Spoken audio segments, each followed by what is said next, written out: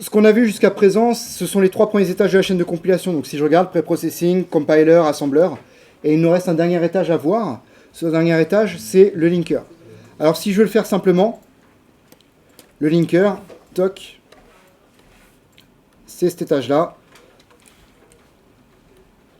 Qu'est-ce qui va me générer le linker comme fichier en sortie? Un exécutable. On n'est pas vraiment obligé de fournir une extension. C'est vrai que sous Windows, on les appelle souvent .exe. Si je dis pas de bêtises, dans les TPC de première année, on vous les a fait appeler .bin, mais c'est pas une obligation. D'ailleurs, vous voyez qu'ils n'ont pas enfin, moi, je travaille très souvent sans extension. Ouais. Ouais, en fait, en réalité, les extensions sous Linux, on s'en fiche un peu. Ouais, parce que Linux va surtout travailler avec les Magic pour identifier le programme nécessaire. Mais c'est vrai que Windows, lui, va plutôt avoir tendance à associer une extension à un logiciel. Mais après, peu importe que ce soit Linux ou Windows, tu peux cliquer sur n'importe quel type de fichier, tu fais ouvrir avec, et ça va changer l'association de extensions et logiciels qui ouvrent. Donc, tu vois, les extensions, c'est plus une aide que, en fait, on est d'accord, l'extension, ça ne change pas du tout le contenu de ton fichier. D'accord? Donc c'est juste une aide pour ton OS éventuellement, et pour l'utilisateur, mais c'est tout. Ce qui fait que quand tu as un point PDF, Windows te met une petite icône PDF, en gros. Ok, et le rôle du linker, c'est quoi d'après vous? Pour ce que vous avez vu déjà. Alors si vous me dites édition des liens, ça marche, mais c'est la traduction française de linker. Donc, c'est-à-dire quoi l'édition des liens? Ouais. On va rassembler tous les fichiers .o dans un seul fichier. Ok, donc assemblage des fichiers. Alors je vais pas mettre assemblage, j'ai un autre terme que j'aime bien, que j'utilise souvent, même si c'est faux, hein. C'est la concaténation. Là d'ailleurs, on est bien d'accord que mon schéma est un peu faux, parce qu'il faudrait que je prenne un autre point haut, et puis encore un autre point haut, et ainsi de suite. On est d'accord là-dessus? Ok, donc ça fait la concaténation de tous ces fichiers-là, mais aussi ça fait autre chose, qui est un peu synonyme de édition des liens. Ouais. On résout tous les symboles. Voilà, résolution des symboles. Alors résolution, vous allez vite comprendre ce que c'est. Les symboles, c'est quoi?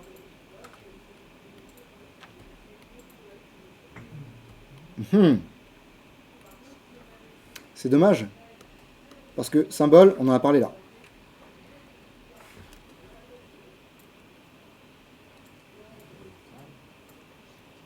Alors c'est quoi les symboles?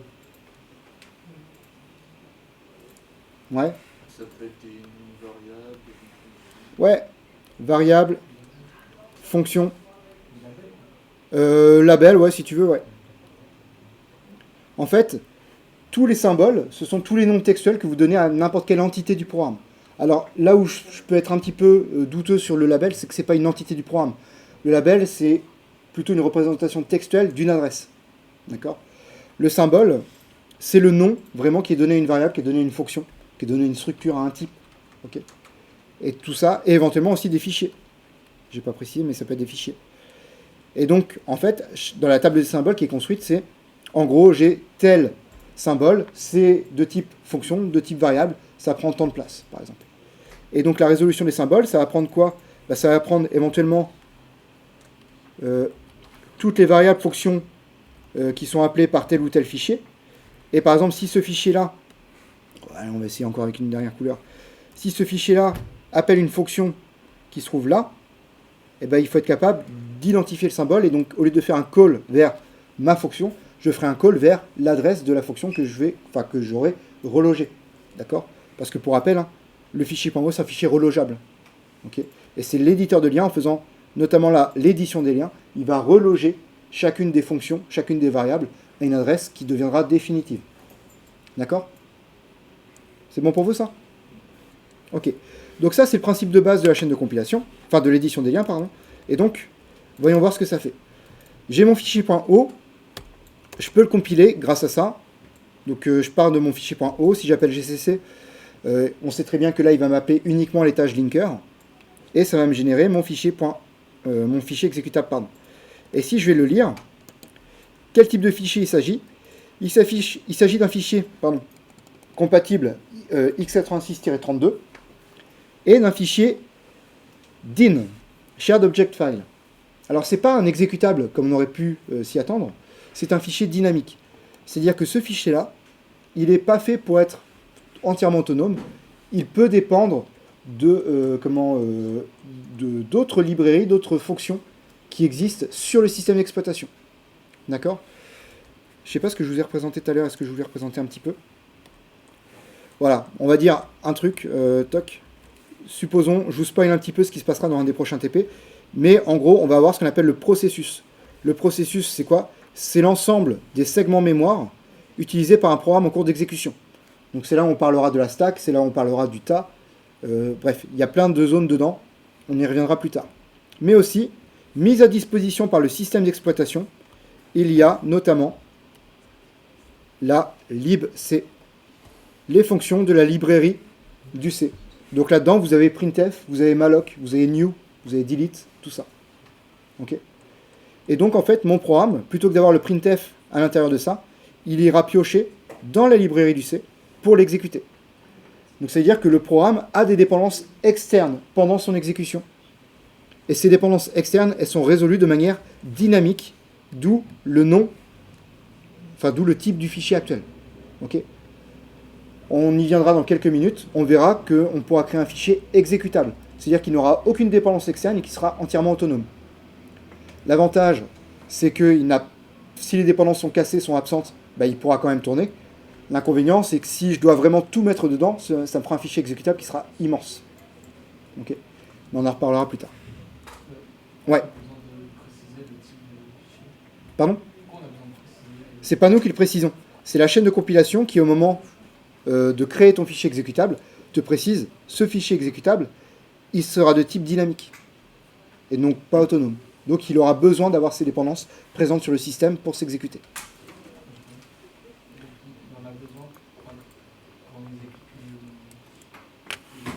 Ouais, c'est ça. Ouais. Ok. On verra un petit peu comment justement on passe du dynamique à l'exac, et peut-être que ça t'aidera à mieux comprendre certains trucs aussi. Donc là, du coup, on voit tout ça. Si je fais un objump-s, qu'est-ce qu'on va voir? On va voir du coup que j'ai ma fonction main qui est là, à l'adresse 11.9d. On retrouve le main. Est-ce que mon main a grandi par rapport à tout à l'heure? Ma fonction main. Attention, il y a un piège. Pourquoi non? Main, c'est quoi là? Si je prends juste main, vraiment ce que je surligne, c'est quoi? C'est ma fonction? Réellement? Non, c'est pas ma fonction. C'est l'adresse de quoi? C'est un label? Ouais. C'est l'adresse de cette instruction-là. Ok, donc c'est l'adresse du début. C'est pas tout ça, c'est mon bloc de main. Non, non, pas du tout. D'accord? Mon main, il s'arrête où? À mon instruction return. Donc mon main, il s'arrête comme tout à l'heure. En fait, mon main, ma fonction main, si j'en parle vraiment en tant que fonction, elle n'a pas changé par rapport à tout à l'heure. C'est là où on arrive sur Opjump, c'est un outil. Il faut faire attention avec les limitations de l'outil. Opjump, il voit un label, il voit un autre label. Entre les deux, il se dit, tiens, c'est la même fonction. D'accord? Mais en réalité, non. Nous, on sait très bien qu'on s'arrête là. Donc attention aux outils. Donc on a le main ici qui commence à l'adresse 11.9d, qui est même que tout à l'heure, le main.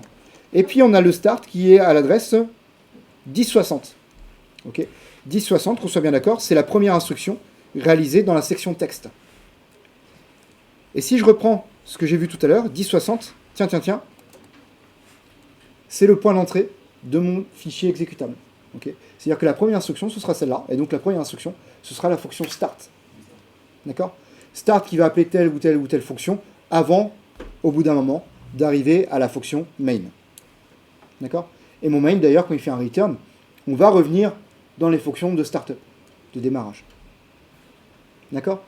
Et en fait, c'est à cause de tout ça, je ne sais pas si ça va t'aider à répondre, enfin, m'aider à répondre à ta question, mais ce qu'on en voit là, je cherche un petit peu. Je suis pas sûr d'en voir tout de suite, puis je vais pas chercher non plus pendant 3 heures. Il y a du call, il y a du... Enfin ouais, il y a du call ici. En fait, c'est peut-être là où tu vas avoir des appels à des fonctions extérieures. Bah tiens, le get là, typiquement x86-get. Ça, c'est quelque chose qui n'est pas dans mon programme, c'est quelque chose qui va se retrouver dans mon système par là ou ailleurs d'ailleurs. Okay. Et donc c'est pour ça que mon fichier, même si ma fonction main elle ne fait rien, juste un return 0, au final mes fonctions de démarrage, elles, ont des dépendances avec des ressources externes. Et donc c'est pour ça que mon fichier exécutable, enfin mon fichier binaire qui est fourni derrière, est un fichier dynamique, puisqu'il aura des dépendances à résoudre de manière dynamique pendant son exécution. Ok. Donc c'est à cause de ça en fait qu'on a ce comportement-là.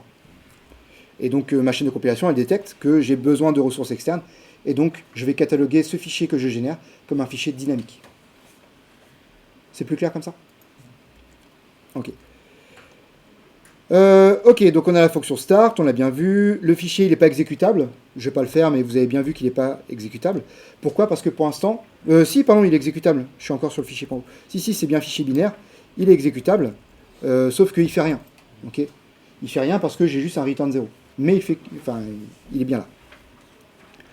Ok, donc ça, c'est très bien. Sauf que si je regarde mon fichier objet, il fait quelle taille? 680 octets. Et si je regarde le fichier binaire correspondant, il fait quelle taille? 15 376 octets.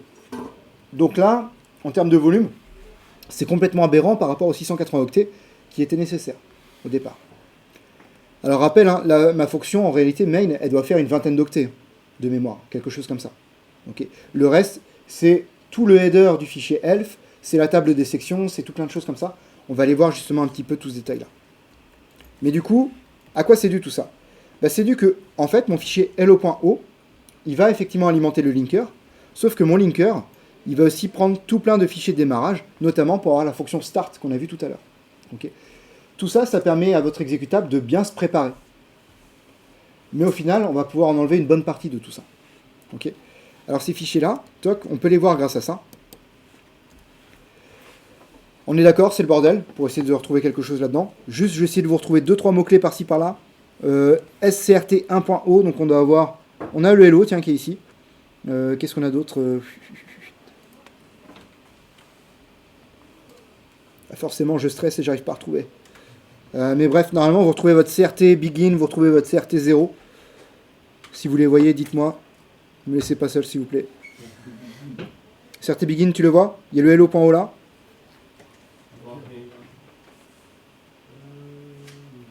Ouais, bref, ils vont traîner par là. CRT begin S, il est là. Point O. Ok. CRT i.o, il est là. CRT 1, il est là. Ok. Et en fait, tout ça, c'est ce dont on vous parle ici. CRT begin, CRT 1, CRT i. Ok. Donc, ce sont des fichiers qui sont pris par défaut par votre chaîne de compilation, plus précisément par votre linker, pour générer votre exécutable. Et en plus de ça, ça prend un linker script. On y reviendra plus tard là-dessus. Mais d'abord, première étape, ce qu'on va faire, nous, c'est on va prendre ce fichier-là, qui est un fichier crt0.s écrit en assembleur, qui va être très minimaliste. Je rentre dans ma fonction. Alors ça, vous ne le savez pas encore, mais les deux premières instructions, vous allez le voir,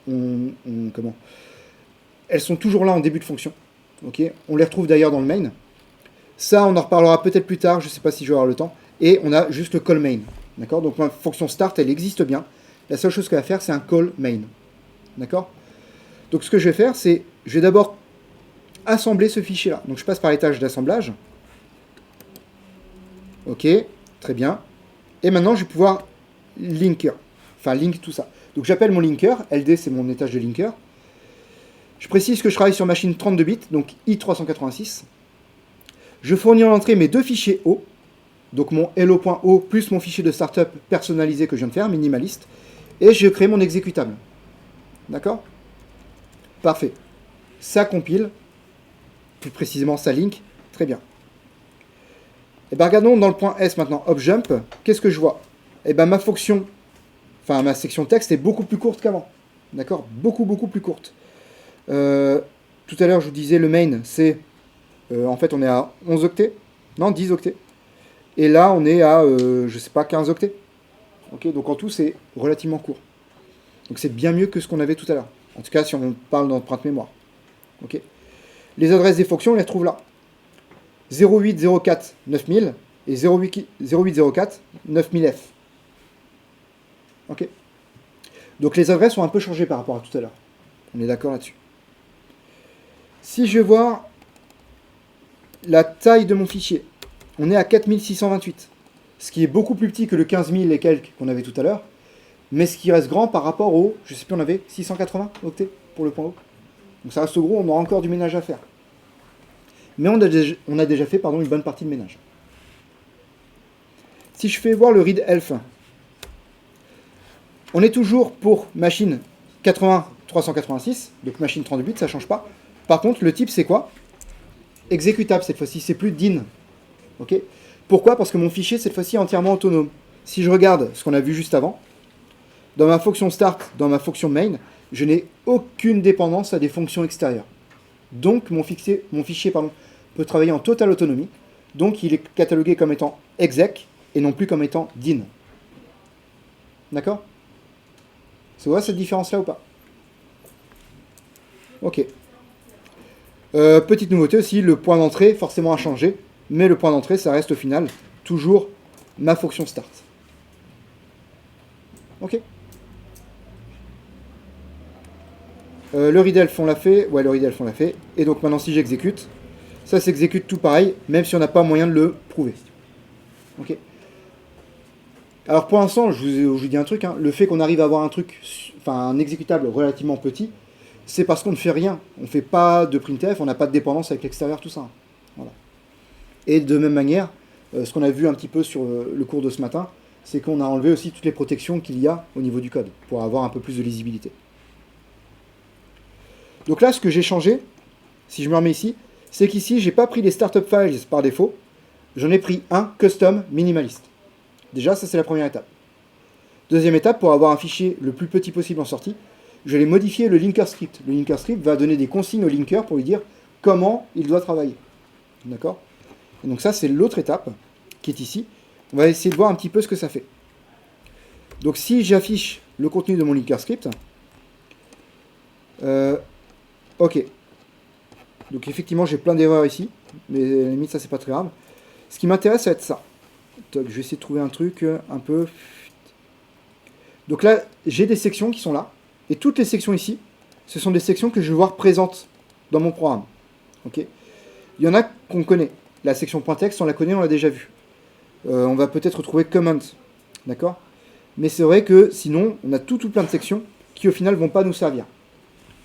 Donc ce qu'on va faire, nous, c'est on va modifier le linker script de sorte à limiter le nombre de sections, limiter la sortie de mon programme. Donc déjà, allons voir, grâce à Objump, le contenu, enfin les sections de mon fichier exécutable qui existe. J'ai deux sections. Ma section texte, qui est d'indice 0, elle fait quelle taille?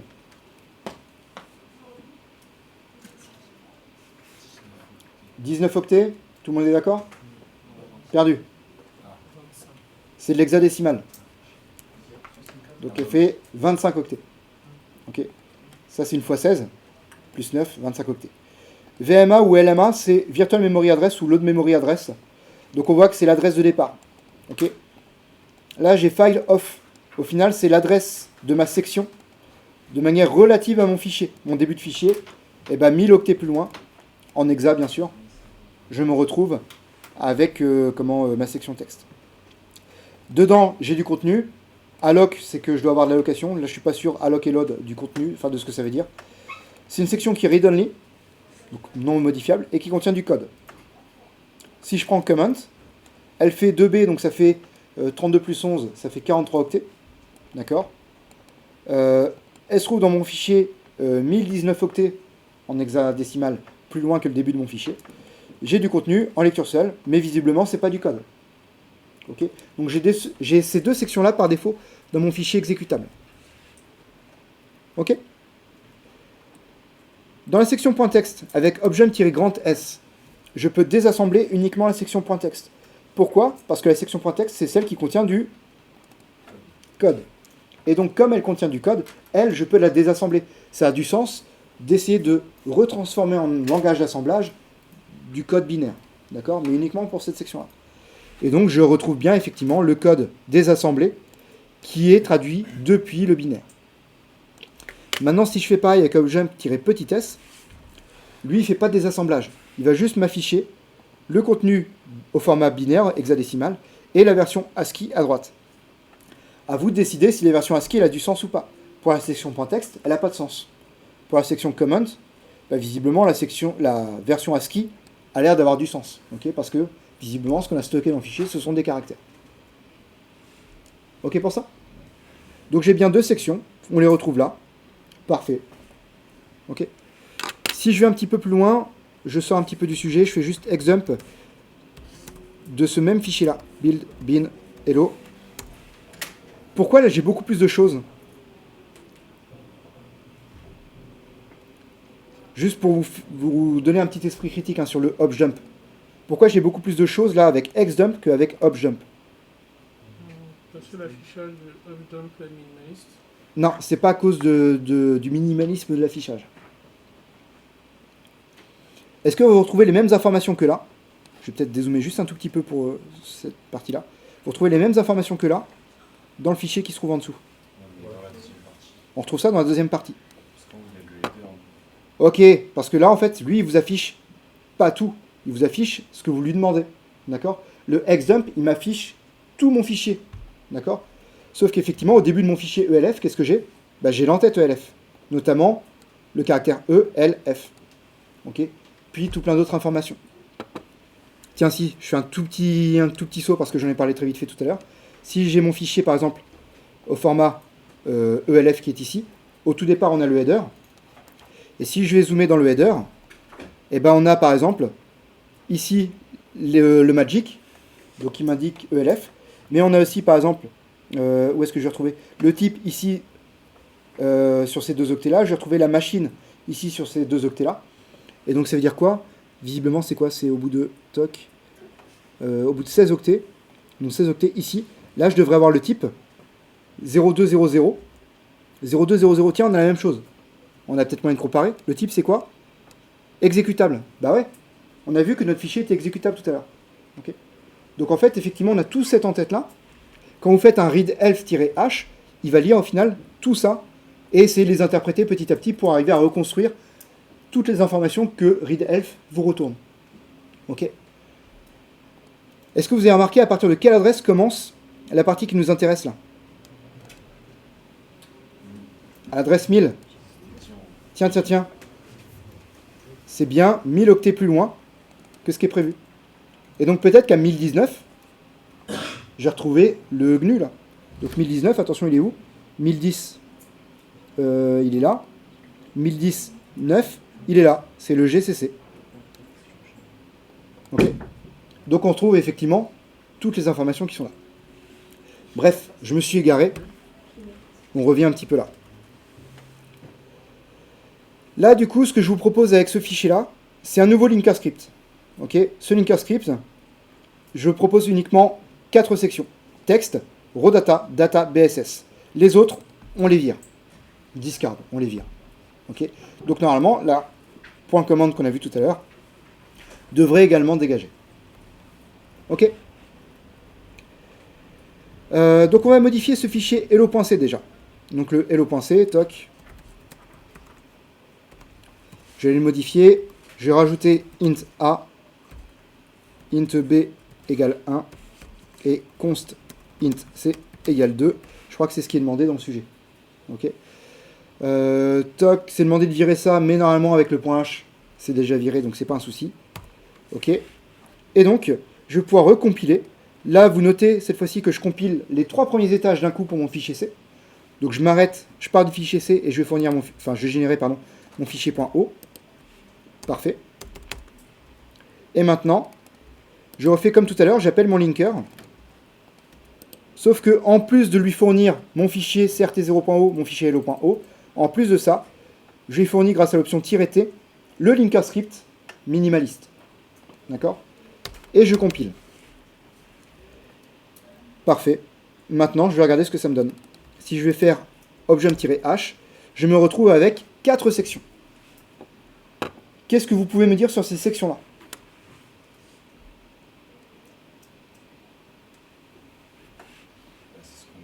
Point texte, déjà c'est la même que tout à l'heure. Elle n'a pas changé. Ok, 19. Read only, code, tout ça. Ok. On a raw data maintenant. Quelle est sa taille? 4 octets. Ok. Read only, ça contient la data. Très bien. Data, c'est quoi? 4 octets également. ça contient la data. Est-ce qu'elle est read-only? Pas celle-là. Donc on a bien read-only data et data. Et maintenant, on a aussi BSS. 4 octets. Visiblement, il n'y a pas de contenu dedans pour l'instant. Mais par contre, c'est alloué quand même. C'est-à-dire qu'on a quand même les 4 octets qui sont occupés. D'accord? Par contre, il n'y a rien dedans. Alors, vous savez qu'il ne peut pas avoir rien bit. D'accord? C'est juste des bits qui vont avoir une valeur un peu aléatoire. D'accord? Ça vous va? Ok. Alors du coup, que contiennent les sections data et raw data? Comment on peut voir ça? Je vous demande pas d'autre chose? Bon, on va faire du objum-s, tiens. Petit s, ouais. Build, bin, hello. Qu'est-ce qu'on observe? Dans ma section raw data, qu'est-ce que j'ai? J'ai la valeur 2. Dans ma section data, j'ai la valeur 1. Donc ça, on sait que c'est la variable A. Ça, on sait que c'est la variable... Non, pardon. B. Ça, on sait que c'est la variable C. Est-ce que c'est normal que C se retrouve là? Et que B se retrouve là? C'est quoi la différence entre B et C dans ma déclaration? C, je l'ai mis en const. Donc C, il se trouve bien dans read-only data. Ok. Par contre, B, je ne l'ai pas mis en const. Donc, il va rester là. Ok, donc là, on retrouve bien 2 variables sur 3. Elle est où la troisième? Dans BSS. Ok. Donc ça, effectivement, c'est quelque chose que on peut éventuellement supposer. Est-ce qu'il y a moyen de le voir? Alors, si je me remets là-dessus, est-ce qu'on va retrouver quelque part, d'ailleurs, les valeurs 0,2, 0,1? On va regarder. Data, il est à l'adresse B0, raw data est à l'adresse B0, data à l'adresse B4, et BSS à l'adresse B8. Donc,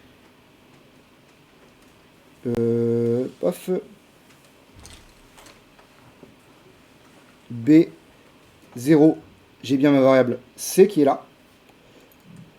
B4, j'ai bien ma variable B qui est là. Et B8, j'ai ma variable A qui se trouve ici. Elle est bien stockée, sauf que pour l'instant, il n'y a pas de valeur dedans. Okay. Ou si vous voulez, il y a 0. Mais moi, j'ai affecté aucune valeur vraiment ces variables-là. Ok. Alors du coup, c'est quoi du coup, voilà, vous avez compris, les sections data, ça va contenir la variable B. Raw data, ça va contenir la variable C. Et du coup, par élimination, A, ça va se trouver dans BSS. Mais qu'on soit bien d'accord, si vous prenez ce schéma qui est à droite, ça, c'est un schéma de votre fichier binaire exécutable. C'est-à-dire que vous avez certaines variables, je dis bien certaines, qui sont stockées dans le fichier binaire. Ok. Alors, quel type de variables vont être stockées dans le fichier binaire? C'est la question que je vous pose par rapport à ça. Tiens, on va faire un fichier de source hello.c. C'est quoi la particularité de A, B et C ici? C'est qu'ils sont pas locales à la fonction. Elles ne sont pas locales, donc elles sont globales. Ok. En fait, dans les sections du fichier binaire exécutable et du fichier .o, on ne l'a pas vu, mais au final, c'est aussi stocké dans le fichier .o, donc ça arrive là au fur et à mesure, on va avoir les variables globales. Mais pas seulement. On va aussi avoir les variables locales statiques. D'accord? C'est ce dont on a parlé en cours la dernière fois. Alors maintenant qu'on sait que les variables globales et les variables locales statiques se trouvent dans le fichier binaire objet ou dans le fichier binaire exécutable, maintenant, comment est-ce qu'on sait dans quelle section elles se trouvent? Dans raw data, qu'est-ce qu'on aura? Ouais, c'est ça, hein, c'est le raw. Voilà, read-only, donc c'est les variables qui sont déclarées en const, ou alors, ça peut être les chaînes de caractères. Quand vous faites printf hello world, il se trouve stocké là. Ok. Dans data, qu'est-ce qu'on va avoir?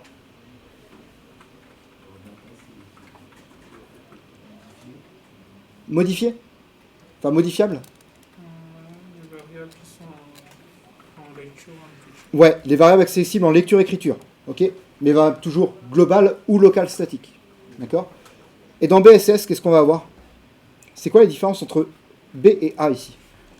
A est indéfini et B est défini. Ouais, alors pour être plus rigoureux, B est initialisé et A ne l'est pas. Ok. Donc en fait, dans data, vous allez avoir les variables globales et locales statiques initialisées. Et dans BSS, vous allez avoir les variables globales et locales statiques non initialisées. Ok. Et retenez ça, hein, ce sont les variables globales et locales statiques qui vont être stockées soit dans raw data, soit dans data, soit dans BSS. On verra que d'autres variables, donc il n'en reste plus qu'un type, les variables locales non statiques, donc en gros les variables locales, elles vont pas être stockées dans le fichier binaire exécutable. Elles vont exister dynamiquement, elles vont être allouées dynamiquement pendant l'exécution du programme, et ça on y reviendra sur un des prochains TP. D'accord ? Ok. Est-ce que j'ai quelque chose d'autre à vous montrer ? Oui. Allons voir le ls build/bin. Et là, du coup, on se retrouve avec un exécutable qui est relativement léger, quand même, par rapport à tout à l'heure. Même si, au final, vous avez vu, j'ai rajouté 12 octets de variables qui sont compris dans ce fichier binaire. Ok ? Commande possible, le strip, qui permet de réduire un petit peu votre fichier binaire. Alors, par exemple, là, j'ai réduit la taille du strip, enfin de mon fichier binaire, en passant de 760 à 460 octets. Comment ça s'est fait ? Eh bien, en fait, le fichier il est toujours exécutable, ça fonctionne toujours bien. En fait, comment ça se fait ? Ça se fait... Tiens, j'aurais pu laisser les commandes. Ça se fait parce qu'en fait... Est-ce que ça marche, ça, toujours ? Ouais, ça marche toujours. Alors, ça va être le T, je crois. Voilà. En fait, j'aurais dû vous faire la commande. Vous avez la table des symboles qui est comprise dans le fichier binaire exécutable. Et dans le fichier binaire objet aussi. D'accord ? Quand vous faites strip, notamment, on va enlever la table des symboles. Ok ? On va enlever le fait que la table des symboles, c'est un annuaire qui nous dit telle variable ou telle fonction se trouve à tel endroit. Okay. Dans le strip, on enlève ça. Ce qui fait que la taille se réduit de l'exécutable, mais pas seulement. Ça fait aussi que c'est plus dur de faire de la rétro-ingénierie, de retrouver quelle variable se trouve à quel endroit. Okay. Donc pour limiter un petit peu le rétro-engineering, c'est une solution également. Ok. Ça vous va pour l'instant ? Alors, petite synthèse. Vous avez toutes les informations qui sont notées ici. Okay. Rappel, les 3 premiers étages de la chaîne de compilation existent pour chacun des fichiers C. D'accord ? Et chacun des fichiers C va générer un fichier O. Ensuite, vous allez avoir le linker qui va prendre tous ces fichiers O, plus des fichiers O supplémentaires, ce sont les fichiers de startup, plus un linker script, pour générer derrière votre fichier binaire exécutable. D'accord ? En plus de ça, ce que je vous demande de savoir, c'est jusqu'à quel étage on est en fichier texte et à partir de quel étage on est en fichier binaire, jusqu'à quel étage on est portable et à partir de quel étage on est spécifique à l'architecture. Voilà, ça c'est aussi quelque chose à savoir. D'accord ? Et pour finir, sur le fichier binaire exécutable, qu'est-ce que vous retrouvez dedans ? Il y a 4 sections à connaître. Point texte, qui contient quoi ? Le code, donc les instructions aux versions binaires. Point texte, on l'a dit, point data, point raw data et point BSS, qui sont toutes les 3 liées dédiées à quoi ? Au stockage des variables globales et locales statiques. D'accord ? Je vous en ai déjà parlé en cours, mais pourquoi ? Parce que la durée de vie des variables locales statiques ou des variables globales doit être égale à celle du programme, et donc le seul moyen de faire ça, c'est de tout stocker dans l'exécutable. Ok ? Question là-dessus ? Je m'arrête là.